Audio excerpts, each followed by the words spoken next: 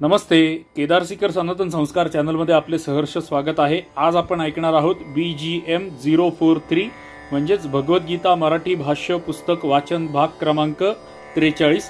या भागामध्ये आपल्याला भगवद्गीतेचा अध्याय क्रमांक 6 आत्मसंयम योगाच्या 42व्या श्लोकापासून वाचनाचा आरंभ करायचा आहे आणि आपला हा 6वा अध्याय या भागामध्ये संपणार आहे. प्रत्यक्ष पुस्तक वाचन आरंभ करण्यापूर्वी आपल्याला हल्लीची नेहमीची विनंती की आम्ही आमच्या पर्यटनाचे व्हिडिओ बनवण्यासाठी किंवा आमच्या पर्यटनाची माहिती देण्यासाठी हा केदार पूजा प्रवास नावाचा नवीन चॅनल सुरू केलेला आहे. आमच्या ह्या केदार पूजा प्रवास चॅनलवरील व्हिडिओ आमच्या पर्यटनाचे वर्णन करणारे असणार आहेत, ज्याचा उपयोग तुम्हाला तुमच्या पर्यटनाचे नियोजन करण्यासाठी होणार आहे. आणि जरी आम्ही ज्या ठिकाणी जातोय त्या ठिकाणी तुम्ही नाही गेलात तरी सुद्धा तुम्हाला आमची प्रवास वर्णनं आणि तिथली ठिकाणं आणि तिथली दृश्य आणि तिथली माहिती बघून खूप मजा येईल ही आम्हाला खात्री आहे. त्यामुळे कृपया या केदार पूजा प्रवास चॅनलचे सुद्धा व्हिडिओ पहा, लाईक करा, कॉमेंट करा आणि याही चॅनलला फॉलो किंवा सबस्क्राईब करा ही आपल्याला विनंती आहे. चला तर मग आपल्या नेहमीच्या पद्धतीप्रमाणे परमेश्वराचं ध्यान करूयात आणि नंतर पुस्तक वाचनाला आरंभ करूयात. ओम श्री परमात्मने नमः. त्वमेव माता च पिता त्वमेव बंधुश्च सखा त्वमेव विद्या द्रविणं त्वमेव सर्वं मम देव. ओम श्री परमात्मने नमः. श्रीमद भगवद्गीता अध्याय क्रमांक 6 आत्मसंयम योग पुस्तकाचं पान क्रमांक आहे 370 आणि आपल्याला वाचायचा आहे 42व्या श्लोकाचा संबंध. सामान्य योगभ्रष्ट पुरुषांची गती सांगितल्यावर भगवंत आता आसक्तीरहित अशा उच्च श्रेणीच्या योगभ्रष्ट पुरुषाच्या विशेष गतीचे वर्णन करीत आहेत. आणि पुढे येतो 42वा श्लोक.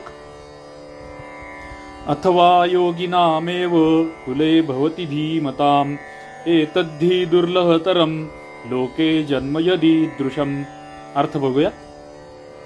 किंवा वैराग्यशील पुरुष त्या लोकात न जाता ज्ञानी योगांच्याच कुळात जन्म घेतो, परंतु या प्रकारचा जो हा जन्म आहे तो या जगात निसंशय अत्यंत दुर्मिळ आहे. आणि पुढे येतो पहिला प्रश्न 42व्या श्लोकावरचा.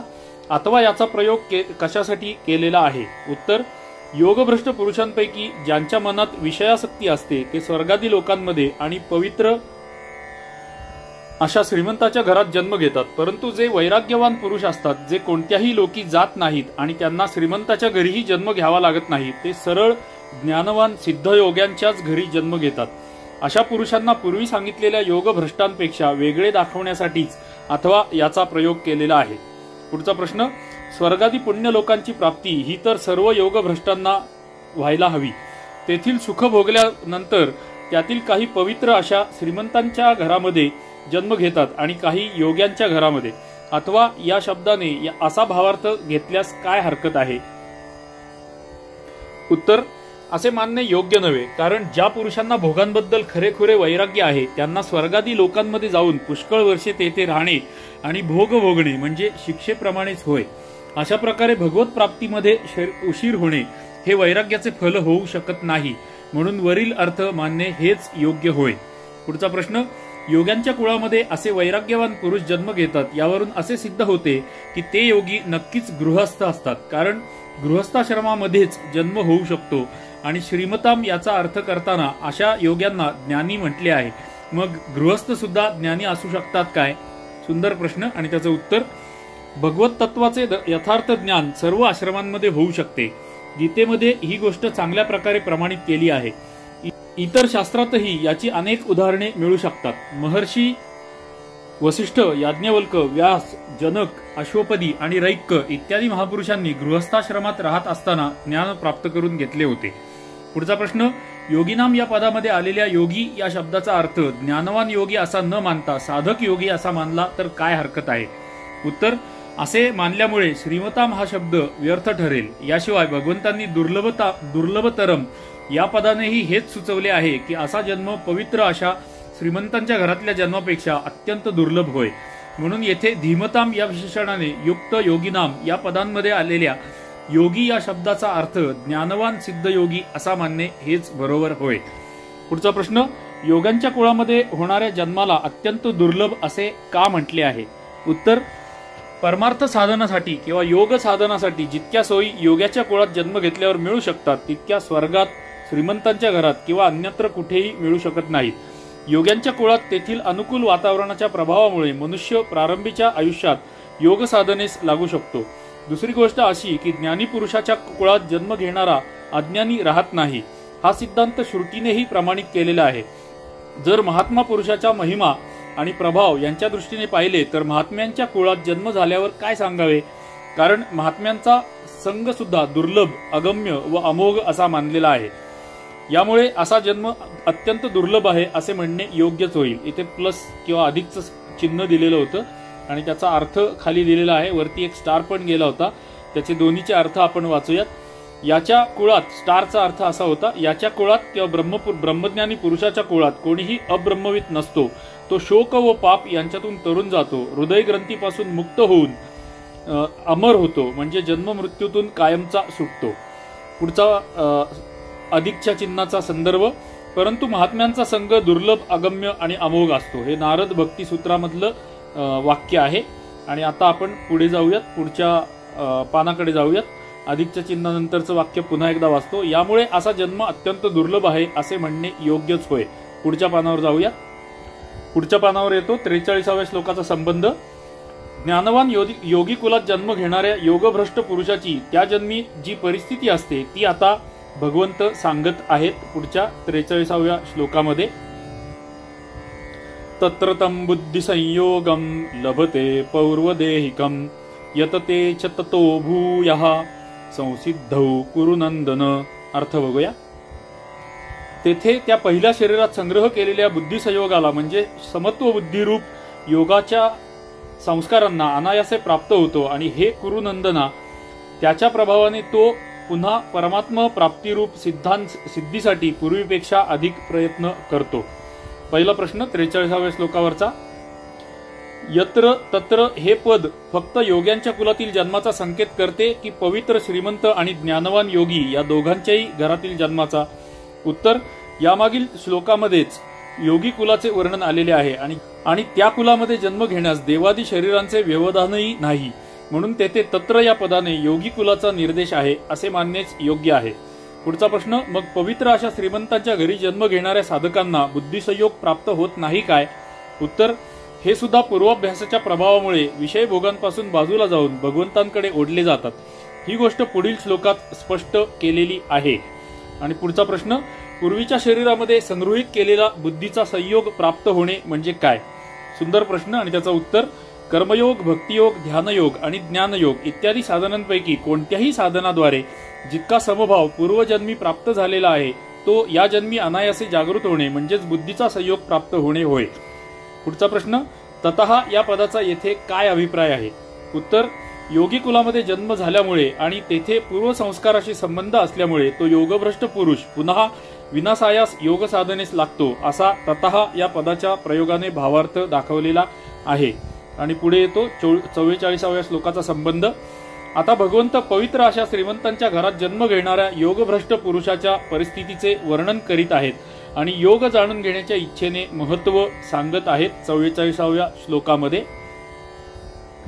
पूर्वाभ्यासेन तेनैव ह्रियते ह्यवशोऽपि सः जिज्ञासुरपि योगस्य शब्द ब्रह्माति वर्तते. अर्थ बघूया. तो श्रीमंतांच्या घरात जन्म घेणारा योगभ्रष्ट पराधीन असला तरी त्या पहिल्या जन्मीच्या अभ्यासामुळेच निशंकपणे भगवंताकडे आकर्षिला जातो. तसेच समबुद्धीरूप योगाचा जिज्ञासू देखील वेदाने सांगितलेल्या सकाम कर्मांच्या फळांना ओलांडून जातो. पहिला प्रश्न 44व्या श्लोकावरचा. येथे 6 याचा अभिप्राय श्रीमंतांच्या घरी जन्म घेणारा योगभ्रष्ट असा का मानला गेला आहे? उत्तर, योगी कुलामध्ये जन्म घेणारा वैराग्यवान पुरुष भोगांना वश होईल अशी शंका येत नाही, म्हणून त्याच्यासाठी अवशः अपि या पदांचा उपयोग अनुकूल वाटत नाही. याशिवाय योगी कुलामध्ये अनायासे सत्संग लाभल्यामुळे त्याच्यासाठी एकमात्र पूर्वाभ्यासच भगवंताकडे आकर्षित होण्याचे कारण आहे असे म्हणणे योग्य नव्हे. म्हणून हे वर्णन श्रीमंतांच्या घरात जन्म घेणाऱ्या योगभ्रष्ट पुरुषांसंबंधीचे आहे असे म्हणणे योग्य वाटते. ही सगळी प्रश्न उत्तरं आणि हे पुस्तकच एकूणात जे काय आहे ना, हे भगवद्गीतेचा उच्च श्रेणीचा अभ्यास करण्यासारखं आहे किंवा अभ्यास आहे हा. कदाचित आपल्याला पहिल्या ऐकण्यामध्ये यातलं सगळं काही समजणार नाही, बरंचसं डोक्यावरनं जाईल, पण मला खात्री आहे की आपण जर पुन्हा पुन्हा हे भाग ऐकत राहिलो तर आपल्याला नक्की बरंच काही समजलेलं असेल भगवद्गीतेमधलं. पुढच्या प्रश्नाकडे जाऊया. येथे अवशः याच्याबरोबर अपि या पदाचा प्रयोग कशासाठी केला आहे?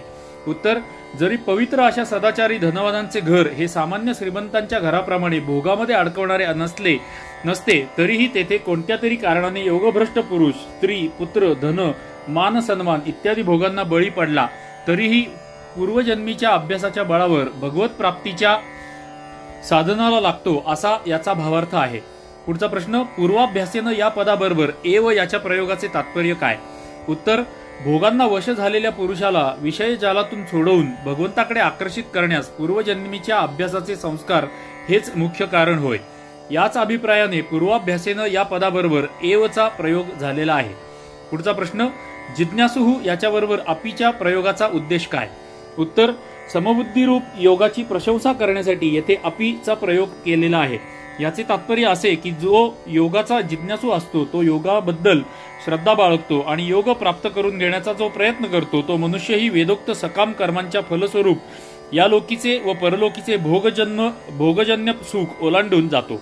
तर मग जन्मजन्मांतरामध्ये योगाचा अभ्यास करणाऱ्या योगभ्रष्ट पुरुषांविषयी सांगायचे ते काय? आणि पुढे येतो 45व्या श्लोकाचा संबंध, तो वाचूयात आपण. अशा प्रकारे श्रीमंतांच्या घरी जन्म घेणाऱ्या योगभ्रष्टाची गती वर्णन करून आणि योगाचा जिज्ञासू असणाऱ्या पुरुषाचा महिमा सांगून आता भगवंत योग्यांच्या कुळात जन्म घेणाऱ्या योगभ्रष्टाच्या गतीचे पुन्हा प्रतिपादन करीत आहेत. 45वा श्लोक, प्रयत्नाद यतमानस्तु योगी संशुद्ध किल्बिषः अनेक जन्म संसिद्धस्ततो याति परांगतिम. अर्थ बघूया. परंतु प्रयत्नपूर्वक अभ्यास करणारा योगी तर मागील अनेक जन्मांच्या संस्कारांच्या जोरावर याच जन्मात पूर्ण सिद्धी मिळवून सर्व पापांपासून मुक्त होऊन तत्काळ परमगतीला प्राप्त होतो. पहिला प्रश्न, येथे तू या पदाचा काय अभिप्राय आहे? उत्तर, श्रीमंतांच्या घरी जन्म घेणारे व योगाचे जिज्ञासू असे जे पुरुष असतात त्यांच्या अपेक्षेने योगी कुलात जन्म घेणारे जे योगभ्रष्ट पुरुष आहेत त्यांच्या गतीचे वेगळेपण दाखवण्यासाठी तूचा प्रयोग केलेला आहे. पुढचा प्रश्न, योगी या शब्दाला प्रयत्नाद यतमानः हे विशेषण लावण्याचा अभिप्राय कोणता? उत्तर, 43व्या श्लोकात असे सांगितले आहे की योग्यांच्या कुळात जन्म घेणारा योगभ्रष्ट पुरुष या जन्मी योगसिद्धी प्राप्त करण्यासाठी अधिक प्रयत्न करतो. या श्लोकात त्याच योग्याला परमगतीची प्राप्ती होते असे सांगितले आहे. ही गोष्ट स्पष्ट करण्यासाठी येथे योगी शब्दाला प्रयत्नाद यतमानः हे विशेषण लावले आहे, कारण त्याच्या प्रयत्नांचे फल येथे त्या श्लोकात सांगितले नव्हते, ते येथे सांगितले आहे. पुढचा प्रश्न, अनेक जन्म संसिद्धा याचा अभिप्राय काय? उत्तर, 43व्या श्लोकात असे सांगितले आहे की योगी कुलात जन्म घेणारा योगभ्रष्ट हा पूर्वजन्मी केलेल्या योगाभ्यासाचे संस्कार घेऊन येतो. येथे तीच गोष्ट स्पष्ट करण्यासाठी अनेक जन्म संसिद्धा हे विशेषण लावले आहे.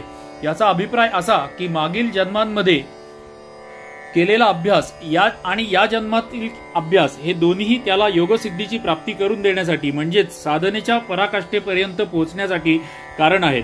कारण पूर्वसंस्कारांच्या बळावरच तो विशेष प्रयत्नांनी या जन्मी साधनाचा अभ्यास करून साधनातील पराकाष्ठा प्राप्त करून घेतो. पुढचा प्रश्न, संशुद्ध किल्बिषः याचा भावार्थ काय? उत्तर, ज्याची सर्व पापे पूर्णपणे धुवून गेली आहेत त्याला संशुद्ध किल्बिषः असे म्हणतात. अशा प्रकारे अभ्यास करणाऱ्या योग्यामध्ये पापाचा लवलेशही राहत नाही असा याचा भावार्थ आहे. पुढचा प्रश्न, ततः याचा भावार्थ काय? उत्तर, ततः हे पद येथे तत्पश्चात या अर्थी आलेले आहे. त्याचा प्रयोग करून असे दाखवले आहे की साधनाची पराकाष्ठा रूपी संसिद्धी प्राप्त झाल्यावर तत्काळ परमगती प्राप्त होते, मग जराही उशीर होत नाही. पुढचा प्रश्न, परमगतीची प्राप्ती म्हणजे काय? उत्तर, परब्रह्म परमात्म्याला प्राप्त करून घेणे म्हणजेच परमगतीची प्राप्ती होय. यालाच परमपदाची प्राप्ती, परमधामाची प्राप्ती आणि नैष्ठिकी शांतीची प्राप्ती असेही म्हणतात. आणि पुढे येतो 46व्या श्लोकाचा संबंध. योगभ्रष्टाच्या गतीचा विषय पूर्ण करून भगवंत आता योग्याच्या महिमा सांगत अर्जुनाला योगी बनण्याची आज्ञा देत आहेत. आणि पुढे येतो 46वा श्लोक. तपस्विभ्योऽधिको योगी ज्ञानिभ्योऽपि मतोऽधिकः कर्मिभ्यश्चाधिको योगी तस्माद् योगी भवार्जुन. अर्थ बघूया. तपस्वी लोकांपेक्षा योगी श्रेष्ठ आहे, शास्त्रज्ञानी पुरुषांपेक्षा सुद्धा श्रेष्ठ मानला गेला आहे आणि सकाम करणाऱ्या माणसांपेक्षा सुद्धा योगी श्रेष्ठ आहे, म्हणून हे अर्जुना तू योगी हो. पहिला प्रश्न 46व्या श्लोकावरचा. येथे तपस्वी हा शब्द कोणाचा वाचक आहे? उत्तर, सकाम भावनेने धर्मपालनासाठी इंद्रिय संयमपूर्वक क्रियांचा व विषय भोगांचा त्याग करून मन, इंद्रिये व शरीर संबंधी जे सर्व कष्ट सहन केले जातात तेच तप होय. हे करणाऱ्याला तेथे तपस्वी असे म्हटले आहे. पुढचा प्रश्न. येथे ज्ञानी याचा काय भावार्थ आहे? उत्तर, येथे ज्ञानी हा शब्द भगवंताला प्राप्त करून घेतलेल्या तत्वज्ञानी पुरुषाचा वाचकही नव्हे, तसेच परमात्म्याच्या प्राप्तीसाठी ज्ञानयोगाचे साधन करणाऱ्या ज्ञानयोगाचाही वाचक नव्हे.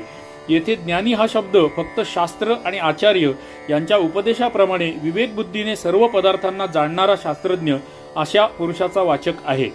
पुढचा प्रश्न. येथे कर्मी याचा अभिप्राय काय आहे?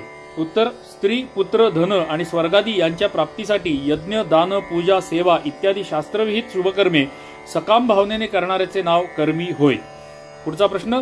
जर तपस्या करणारे आणि शास्त्रदान संपादन करणारे हेही सकाम भावनेने युक्त असतात तर मग त्यांनाही कर्मी यांच्या अंतर्गत मानणे उचित होते, परंतु असे न मानता त्यांचा स्वतंत्र उल्लेख का केला आहे?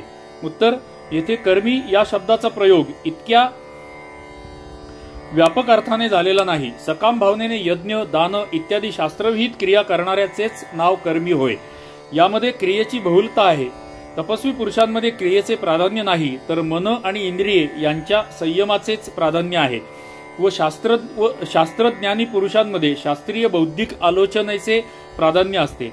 हा फरक लक्षात घेऊनच भगवंतांनी कर्मी पुरुषांमध्ये तपस्वी व शास्त्रज्ञानी यांचा अंतर्भाव न करता त्यांचा स्वतंत्र उल्लेख केलेला आहे, आपल्यासारखे कर्मी. पुढचा प्रश्न. या श्लोकात योगी या शब्दाचा काय अभिप्राय आहे? उत्तर, ज्ञानयोग, ध्यानयोग, भक्तियोग आणि कर्मयोग इत्यादी कोणत्याही साधनाने साधनाच्या पराकाष्ठारूपी समत्व योगास प्राप्त करून घेतलेल्या पुरुषाचे नाव येथे योगी हे आहे. पुढचा प्रश्न. ज्ञानयोग व कर्मयोग या दोन्ही निष्ठा मानलेल्या आहेत, मग भक्तियोग व ध्यानयोग हे यांच्यापेक्षा निराळे आहेत काय? उत्तर, भक्तियोग कर्मयोगाच्या अंतर्गतच आहे. जेथे भक्तिप्रधान कर्म असते तेथे त्याचे नाव भक्तियोग आणि जेथे कर्मप्रधान असते तेथे त्याला कर्मयोग असे म्हणतात. ध्यानयोग हा दोन्ही निष्ठांमध्ये सहाय्यक साधन आहे. तो अभेद बुद्धीने केल्यावर ज्ञानयोगास आणि भेदबुद्धीने केल्यावर कर्मयोगास सहाय्यक होतो. पुढचा श्लोकाचा संबंध.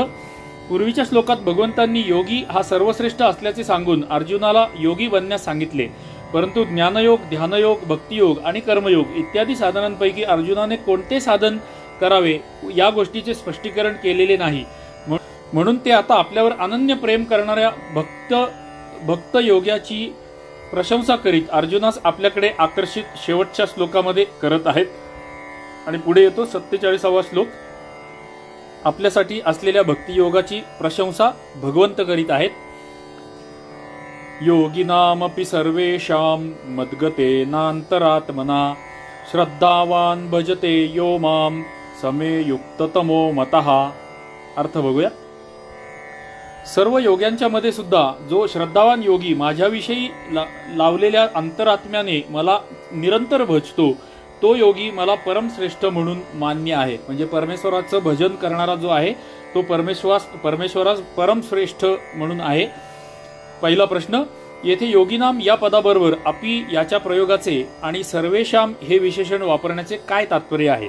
उत्तर, चौथ्या अध्यायातील 24व्या श्लोकापासून 30व्या श्लोकापर्यंत भगवत प्राप्तीची जितकी साधने यज्ञ नावाने सांगितली आहेत त्यांच्याशिवाय आणखीही भगवत प्राप्तीच्या ज्या साधनांचे आतापर्यंत वर्णन केलेले आहे त्या सर्वांच्या पराकाष्ठेचे नाव योग हे असल्यामुळे विभिन्न साधन करणारे पुष्कळ योगी असू शकतात. त्या सर्व प्रकारच्या योग्यांचा निर्देश करण्यासाठी येथे योगिनाम या पदाबरोबर अपि या शब्दाचा प्रयोग करून सर्वेशाम हे विशेषण वापरलेले आहे. पुढचा प्रश्न. श्रद्धावान पुरुषाची लक्षणे काय आहेत?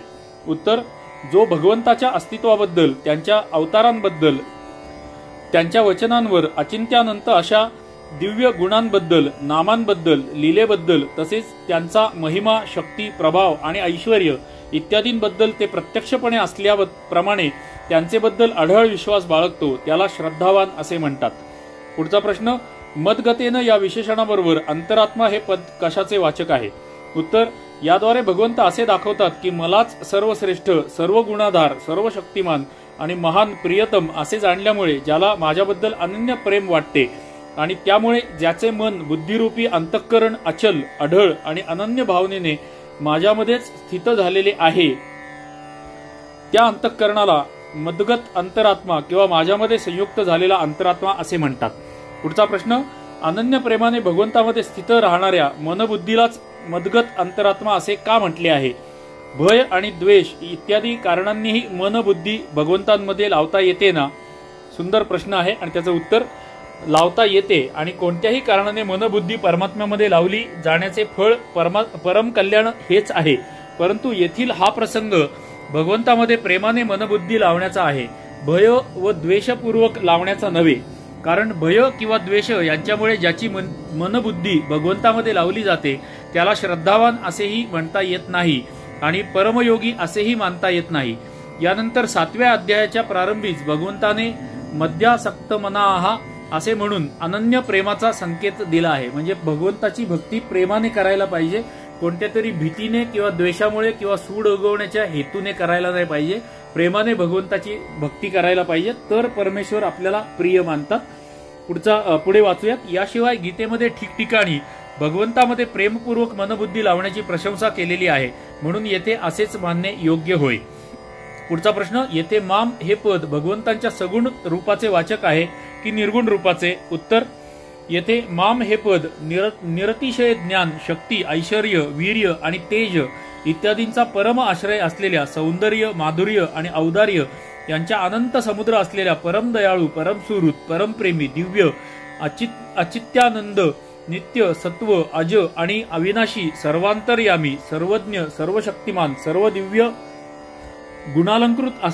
गुणालंकृत, सर्वात्मा, अचिंत्य, महिमायुक्त असलेल्या, चित्रविचित्र, लीलाकारी, लीलेने प्रकृतीद्वारा संपूर्ण जगाची उत्पत्ती, स्थिती आणि संहार करणारा, तसेच रससागर, रसमय, आनंदकंद, सगुण निर्गुण स्वरूप अशा समग्र ब्रह्म पुरुषोत्तमाचे वाचक आहे. पुढचा प्रश्न, येथे भजते या क्रियापदाचा भावार्थ काय आहे? उत्तर, सर्व प्रकारे आणि सर्व बाजूंनी आपल्या मनबुद्धीला परमात्म्यामध्ये लावून परमश्रद्धापूर्वक आणि प्रेमपूर्वक चालताना, फिरताना, उठताना, बसताना, खाताना, पिताना, झोपताना, जागताना आणि प्रत्येक क्रिया करताना अथवा एकांतात स्थित असताना निरंतर भगवंताचे भजन व ध्यान करणे हाच भजते याचा अर्थ आहे. पुढचा प्रश्न, तो मला परमश्रेष्ठ म्हणून मान्य आहे या भगवंताच्या म्हणण्याचा भावार्थ काय आहे? सुंदर प्रश्न आहे, सुंदर उत्तर वाचूयात. भगवंत येथवर आपल्या प्रेमी भक्ताच्या महिमेचे वर्णन करीत जणू असे म्हणत आहेत की जरी मला तपस्वी, ज्ञानी आणि कर्मी इत्यादी सर्व प्रिय आहेत आणि जरी त्या सर्वांहून माझ्या प्राप्तीसाठी साधन करणारे योगी हे मला अधिक प्रिय आहेत, तरी सुद्धा जो माझे समग्र रूप जाणून माझ्यावर अनन्य प्रेम करतो, फक्त मलाच आपले परम प्रेमास्पद मानतो, कोणत्याही गोष्टीची अपेक्षा, आकांक्षा किंवा परवा बाळगत नाही, आपला अंतरात्मा रात्रंदिवस माझ्यामध्येच लावून ठेवतो, मातृपरायण शिशुप्रमाणे जो माझ्याशिवाय इतर कुणालाही जाणत नाही, तो माझ्या हृदयातील परमधन होय. अपत्य स्नेहामुळे ज्यांचे हृदय भरलेले आहे, ज्यांना रात्रंदिवस आपल्या आवडत्या मुलाकडे पाहण्यामध्ये नित्य नवा आनंद मिळतो, अशा वात्सल्य स्नेहमयी अनंत मातांचे हृदय माझ्या ज्या अचिंत्य अनंत प्रेममय अशा हृदय सागरातील एका थेंबाबरोबरीचेही नाही, अशा आपल्या हृदयाने मी त्याच्याकडे पाहतो आणि त्यांची प्रत्येक क्रिया मला अपार सुख देणारी असते. सर्व जगाला अनादी कालापासून जितक्या प्रकारचे जे जे आनंद मिळत आहेत ते सर्व माझ्या आनंद सागरातील एका थेंबाच्या तुलनेला पुरून शकत नाहीत. मी असा अनंत आनंदाचा अपार सागर असूनही मला आपल्या त्या मदगत अंतरात्मा भक्ताची प्रत्येक क्रिया पाहून परम आनंद प्राप्त होतो. त्याचे मोठेपण काय सांगावे, तो माझा आत्मीय आहे आणि माझाच आहे. त्याच्यापेक्षा माझा प्रियतम कसा आणि कोण असणार? जो माझा प्रियतम आहे तोच श्रेष्ठ होय, म्हणून माझ्या मनात तोच सर्वोत्तम भक्त होय आणि तोच सर्वोत्तम योगी होय. ओम तत्सदिति श्रीमद्भगवद्गीतासु उपनिषत्सु ब्रह्मविद्यायां योगशास्त्रे श्रीकृष्णार्जुन संवादे आत्मसंयम योगो नाम षष्ठोऽध्यायः. हरये नमः, हरये नमः, हरये नमः. श्रीकृष्णार्पणमस्तु. 6वा अध्याय संपूर्णपणे ऐकल्याबद्दल धन्यवाद. जर आपण यापूर्वीचे पहिले 42 भाग ऐकले नसतील तर आपल्याला विनंती आहे की ह्या चॅनलच्या प्लेलिस्ट सेक्शन मध्ये जाऊन तिथे भगवद्गीता मराठी भाष्य वाचन नावाची ही प्लेलिस्ट आपल्याला मिळेल. या प्लेलिस्ट मध्ये जाऊन आपण पहिल्या भागापासून 42व्या भागापर्यंत सर्व भाग सलग ऐकू शकाल. या प्लेलिस्टचा अवश्य लाभ घ्या. पुन्हा एकदा आपल्याला विनंती की केदार पूजा प्रवास नावाचा आमचा पर्यटनाचा नवीन चॅनल आम्ही सुरू केलेला आहे. या केदार सीकर सनातन संस्कार चॅनलवर जसे आपण प्रेम करत आहात तसेच प्रेम त्याही आमच्या नवीन चॅनलला द्यावेत, ज्याचं नाव आहे केदार पूजा प्रवास. त्याही चॅनलचे व्हिडिओ बघावेत आणि कॉमेंट कराव्यात, लाईक करावे आणि ह्या चॅनलवरचे व्हिडिओ सुद्धा सर्व आपल्या आप्तसखीयांना शेअर करावेत ही आपल्याला विनंती. दोन्ही चॅनलला फॉलो आणि सबस्क्राईब करावे ही सुद्धा आपल्याला विनंती आहे. चला तर मग पुढच्या 44व्या भागामध्ये भेटूया, जिथे आपण भगवद्गीतेच्या अध्याय क्रमांक 7 पासून आरंभ करणार आहोत. तोपर्यंत आपणा सर्वांना जय श्री हरी, जय श्री हरी, जय श्री हरी. धन्यवाद.